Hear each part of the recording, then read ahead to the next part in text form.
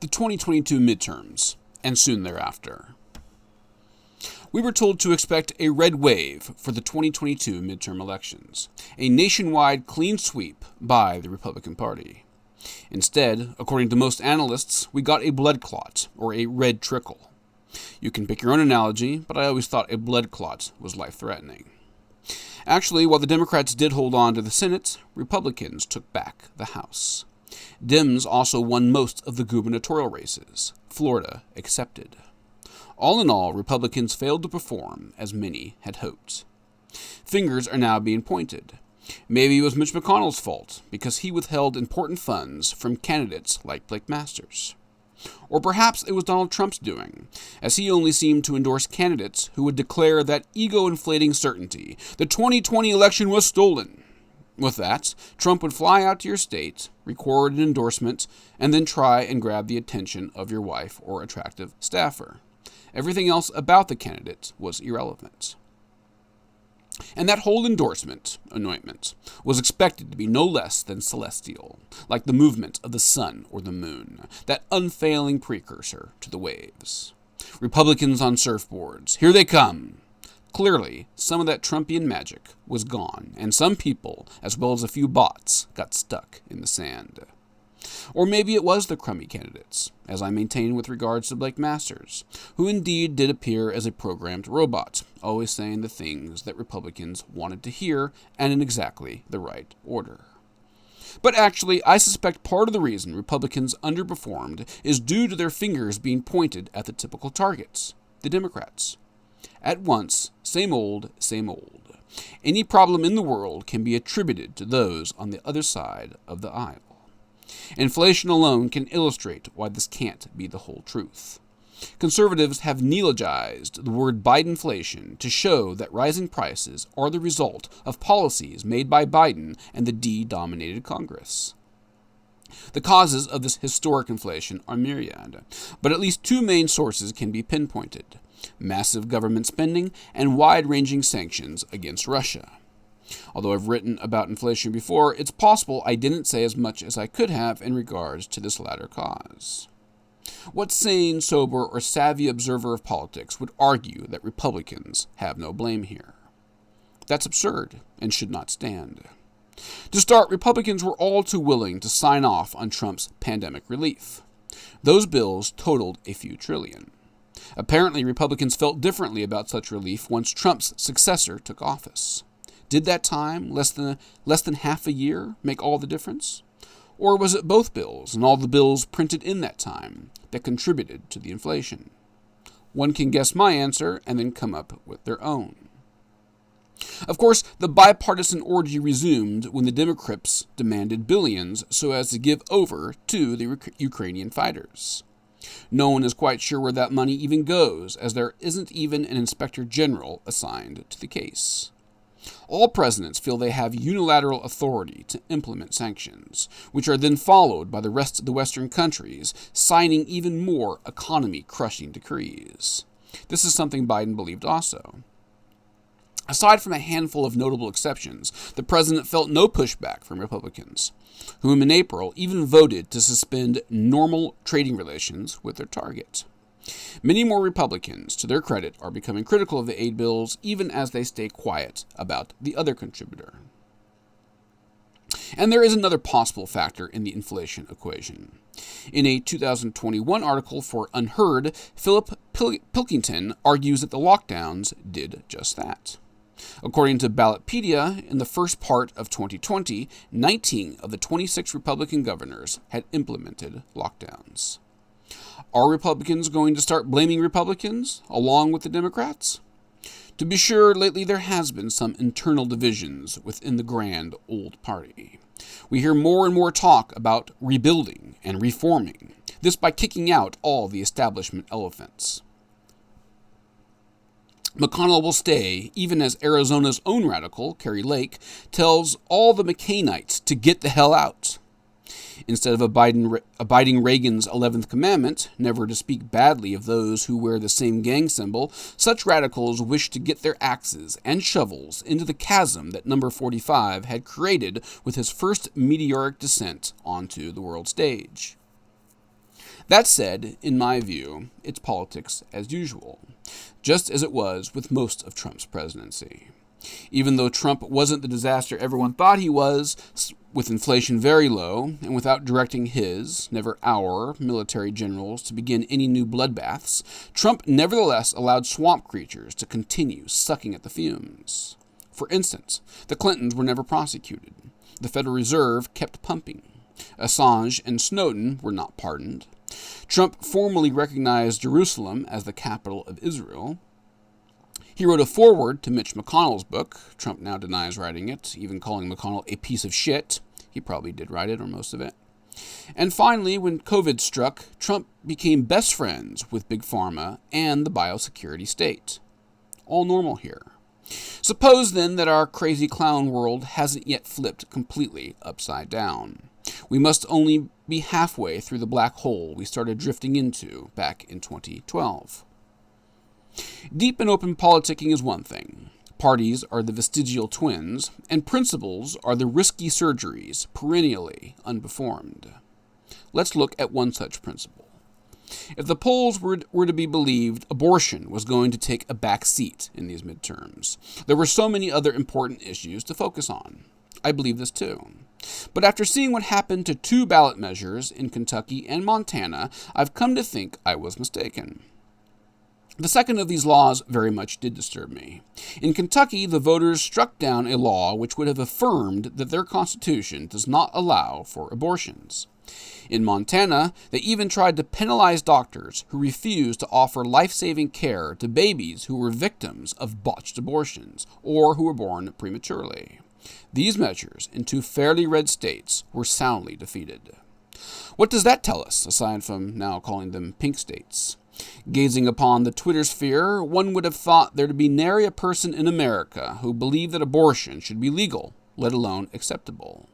The online consensus was not dismayed by the handful who would allow exceptions for rape or incest. Obviously, whoever controlled those Twitter accounts, bot or not, were wrong.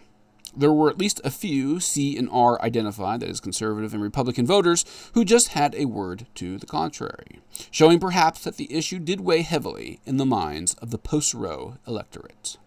The polls were likely right on this one. The majority of Americans, parties to the side, would surely permit the procedure in some or most cases, as the gray and black reports might read.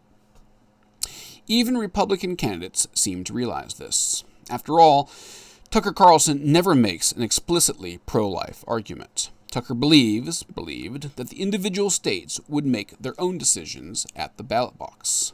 Imagine or recall the tempering of the message, with confident statements about the need for limitations, along with a few stipulations, rather than a full-blown federal prohibition. Thus, when recalling the old adage that the personal is political, we wonder how close today's politics were felt against the skin of the individual. Seeing how 9 million abortions happen every year, with an estimated 1 in 4 women eventually getting one could guess the distance of the policy from the womb. As for other controls on the body, in the last 2 years, vaccine mandates and lockdowns had followed with plenty of protesters taking to the streets. Little of either was said during the midterm season. But then nor was much said about police brutality and misconduct, which does happen often, and when captured by a screen, always seems to unleash the larcenists. Despite what some conservatives aver, the Biden administration is no foe of those most lethal and best equipped of Americans, the police, which also enjoy a bile-inducing amount of impunity. In August, Biden announced his Safer America plan, which would fund police departments to the tune of $37 billion. Someone is going to feel something, somewhere. And what line did Biden succeed in pushing into the narrative? Something like, you can't be both pro-insurrection and pro-cop, referring to the day that most people forgot. We hope there's no more lockdowns or mandates, as I've grown tired of guessing how many of our blue will enforce them. Again. As for Israel, they have no complaints about this election. Their biggest lobbies, AIPAC and J Street, both celebrated big wins.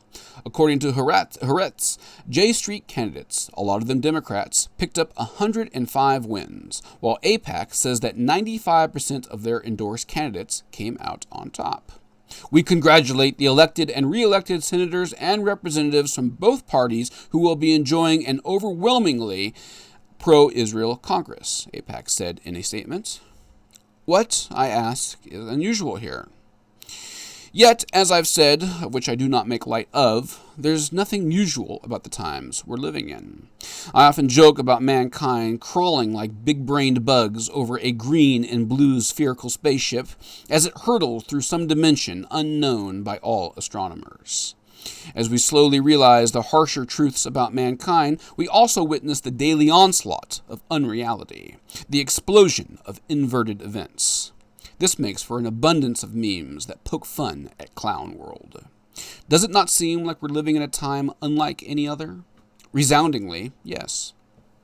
Perhaps soon even gravity itself will lose its grip, and then we'll all drift up into the clouds, where we'll make contact with monsters worse than man. Could that be our reality? The good news is that that's only a dark fantasy programmed into your personalized metaverse.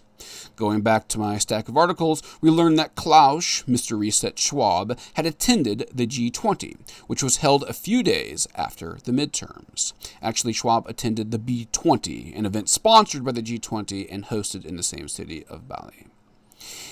In his speech, Schwab spoke about the way that the internet has changed our personalities over the last 20 years. The metaverse, Schwab assures us, can be used in order to create much deeper and more extensive and comprehensive global dialogues.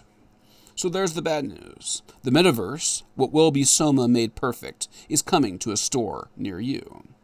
Soon, you'll be able to plug in and let the monsters of the real world be tuned out as imaginary monsters start flashing before your eyes. Battling these monsters will be fun and harmless, which will free you from having to fight monsters that can cause harm. No more elections. No more uniparties. Forget about the mountains and the lakes, and even your loved ones' smiles. Most sinisterly, you can't see the technocrats laughing. Now we see that this unparalleled epoch is the result of the lightning-quick pace of technology, with advancements that Schwab gloats about having predicted. During a phone interview with Hervoji Morik, I told my host that Schwab is already very close to getting his wish, and all one has to do is look around to realize it. Arms up, device in hand, face down, with eyes not only opened, but locked. The human race is falling ever faster into its screens. Most ironically, a great deal of these election campaigns are run and conducted through those very screens. The average voter, likewise, views and interprets these events in the same way.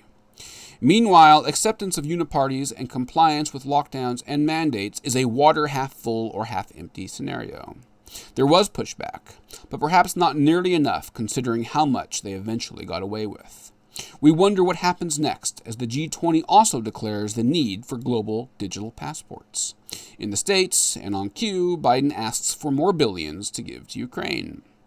Elsewhere, the Federal Reserve announces plans to test run a CBDC, or central bank digital currency.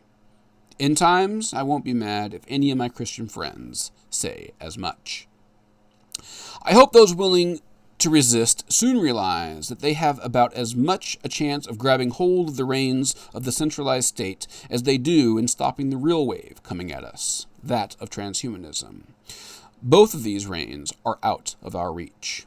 The best chance mankind has for a future which includes us in it is by learning how to outpace the technocrats in the race that is evolution. This would oblige us to broaden our understanding and to make a few personal changes. We should start sprinting, as the finish line is well within sight.